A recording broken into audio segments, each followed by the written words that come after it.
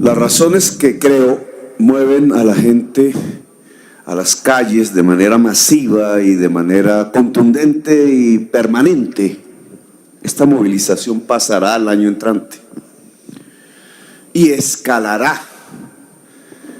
Lo que he visto aquí entre todo el gobierno presente y algunos miembros del comité de paro es pensar que la gente ha salido a las calles por unos anuncios, unos hechos, unos proyectos futuros de reformas. Completamente equivocados. La gente no está saliendo a la calle por esos anuncios que unos gremios, unas personas, como dice la ministra del Trabajo, que no puede ella evitar, han pronunciado. Esa es una manera de no entender lo que está pasando en la sociedad colombiana. La sociedad colombiana está saliendo a las calles por leyes existentes, por unas realidades existentes, no futuras, no programadas, no anunciadas. Porque al cabo de un cuarto de siglo más o menos se ha percatado de que esas leyes le conculcan derechos fundamentales. Tenía que pasar medio siglo, 25 años. En el caso de la ley 100, de la ley 50, de la ley 30, porque no había otra manera de percibir en la vida cotidiana que esas leyes, contrario a lo que decían, no garantizaban derechos. La gente está en las calles porque sabe que no hay calidad en la salud pública que la ley 100 prescribió. La gente está en las calles porque saben que a pesar de haber ahorrado 25 años en fondos privados de pensiones, los fondos privados de pensiones creados en la ley 100 no dan pensión. Los engañaron, los estafaron, se sienten estafados. Es clase media que ahorraban los fondos privados y que se han dado cuenta que han invertido los ahorros de su vida en un negocio de dos grandes sujetos muy poderosos en Colombia, Luis Carlos Sarmiento y el Grupo Empresarial Antioqueño, que se quedaron con los ahorros, que los usaron en sus lógicas empresariales. La juventud que sale a las calles, el muchacho Dylan que mató el Estado, no estaba en una universidad, ni pública ni privada, se graduaba ese año en el bachillerato. Lo que quería era ingresar a una universidad. La mayor parte de la juventud colombiana sabe y no está en el desacierto, no la han mal informado, no se ha engañado, no ha sido manipulada, que la mayoría de ellos no pueden ingresar ni ingresarán en su vida a ninguna universidad. Porque la ley 30 no lo permite, no le financia la posibilidad de acceder a una universidad pública gratuita. Usted hablaba de los 9 millones de personas que no tienen derechos, dice usted, que no tienen salarios, que están por fuera de todo. ¿Usted sabe qué pasaría en esas familias si los hijos de esas familias pudieran ingresar a una universidad? ¿Cuánto vale eso? ¿Ha hecho el cálculo, ministra del Trabajo? Vale 14 billones de pesos al año que toda la juventud entre a una universidad. ¿Y esos 14 billones lo tenemos? Solo miren la reforma tributaria y lo que le van a reducir a las empresas, ministro de Hacienda, y ahí tiene la plata. Pero no. Aquí no se trata de que la juventud toda de Colombia pueda ingresar a la educación superior. Eso no se ve como la salida de la pobreza, no se ve como la salida de la desigualdad social. Usted, ministro de Hacienda, acaba de dar una explicación, le quiero decir, irreal, del problema de la desigualdad social y la pobreza en Colombia. No es que es un problema de legalidad, eso escribió Duque en el programa. Eso no es cierto. No es porque hay una formalidad y una informalidad que divide la ley por lo cual Colombia es uno de los países más desiguales del mundo o tiene los niveles de pobreza que tiene. No, es porque a la juventud no se le deja estudiar. Senador del Partido Conservador, ¿usted qué dijo? Es que hay que lograr que la expresividad individual se pueda plasmar en la economía, sí, déle educación a la juventud. Eso no es socialismo.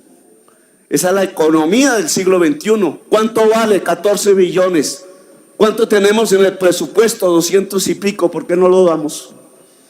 Porque no entra en la cabeza de quienes gobiernan en Colombia. No existe esa voluntad política.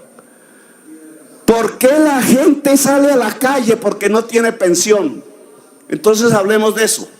25 años de existencia de la Ley 100 y de los fondos privados de pensiones. 2 fondos privados administrados por 2 grupos. Uno, Luis Carlos Sarmiento. El otro, el Grupo Empresarial Antioqueño.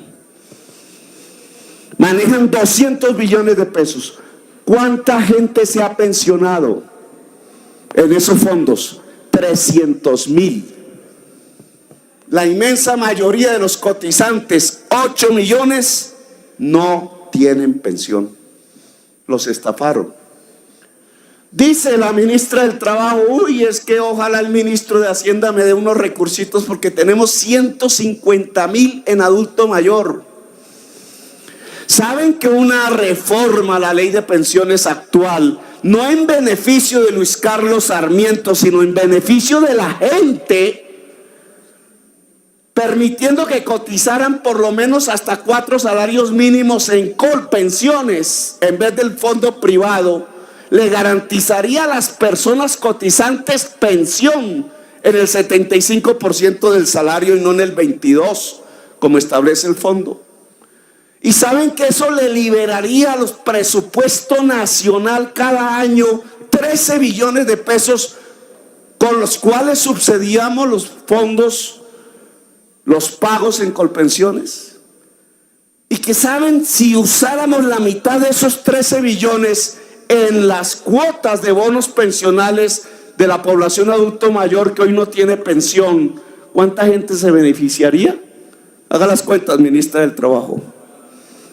No son 150.000, serían 2 millones de viejitos y viejitas en toda Colombia. 150.000 nuevos, no, 2 millones nuevos, simplemente si la plata no le llega toda a Luis Carlos Sarmiento y al Grupo Empresarial Antioqueño, sino si le llega a Colpensiones y por tanto el Estado libera 6 billones para pagar cada año bonos pensionales de los que hoy no tienen pensión. 2 millones de personas. ¿Saben qué pasa con la tierra en Colombia? Miren lo que dice la ministra del Trabajo. No, hagámosle las vías terciarias hasta los recónditos lugares de tierras infértiles a donde han desplazado al campesino. ¿Y acaso allá donde hicieron Luis Carlos Sarmiento y Odebrecht, o no hicieron la doble calzada famosa con la que se robaron los dineros públicos en el Magdalena Medio, ministro Carrasquilla? ¿Acaso esa tierra que ya tendría doble calzada pavimentada no está llena de un grupo de 50 terratenientes derivados del narcotráfico que desplazaron violentamente al campesinado del Magdalena Medio? Porque esas zonas no son de reforma agraria. Es que entregar la tierra, señor ministro Carrasquilla, a los campesinos no es la forma de disminuir la desigualdad social, superar la pobreza y, óigame bien, Carrasquilla, desarrollar el capitalismo en Colombia. Es que el socialista Petro, entonces quieres el comunismo. No, el capitalismo. Usted ha visto en Estados Unidos o en Europa que la tierra se le entrega a los mafiosos feudales para que no produzcan. ¿Dónde? ¿Qué país? ¿Qué estado de los Estados Unidos tiene eso?